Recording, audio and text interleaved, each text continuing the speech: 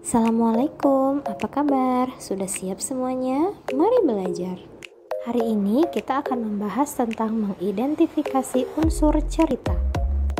Tahukah kamu apa unsur cerita itu? Yang dimaksud dengan unsur cerita adalah bagian-bagian penting yang menyusun, mempengaruhi, dan mendukung terbentuknya sebuah cerita.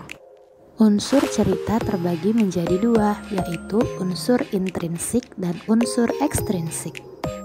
Mari kita bahas satu persatu. Unsur intrinsik terbagi menjadi 6. Yang pertama adalah tema.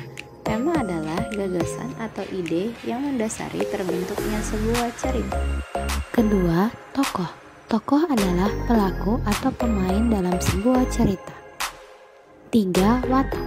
Watak merupakan sifat atau karakter yang dimiliki oleh tokoh. Yang keempat, alur. Alur merupakan jalan cerita. Jalan cerita ini terbagi menjadi 3, yaitu alur maju, alur mundur, dan alur campuran. Berikutnya, latar. Latar merupakan keterangan tentang ruang, waktu, dan suasana dalam sebuah cerita. Biasanya disebut dengan latar tempat, latar waktu, dan latar suasana. Yang terakhir adalah amanat. Amanat merupakan pesan yang terkandung dalam sebuah cerita yang ingin disampaikan oleh penulis.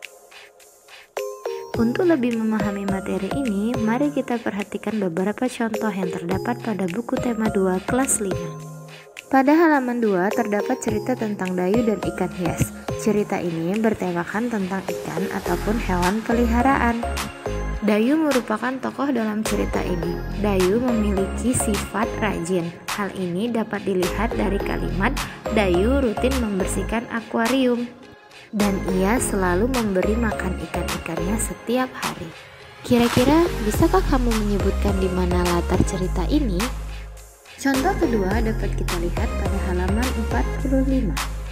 Bisakah kamu menyebutkan tokoh, latar tempat, latar waktu, latar suasana, dan amanat apa yang ada dalam cerita tersebut? Setelah membahas tentang unsur intrinsik, kini kita membahas tentang unsur ekstrinsik. Unsur ekstrinsik merupakan unsur yang mempengaruhi bagaimana terciptanya suatu cerita. Hal ini meliputi biografi penulis, sudut pandang penulis, dan kondisi saat penulis menulis ceritanya. Sebagai contoh, kita dapat menuliskan pengalaman pribadi kita pada masa pandemi COVID-19. Pandemi COVID-19 menjadi unsur ekstrinsik terbentuknya sebuah cerita, yaitu kita terinspirasi dan dapat menghasilkan sebuah cerita dari masa pandemi tersebut. Sampai di sini, apa sudah paham? Jika belum paham, rajinlah mengulang dan membaca kembali bukunya. Sekian pembelajaran hari ini. Assalamualaikum warahmatullahi wabarakatuh.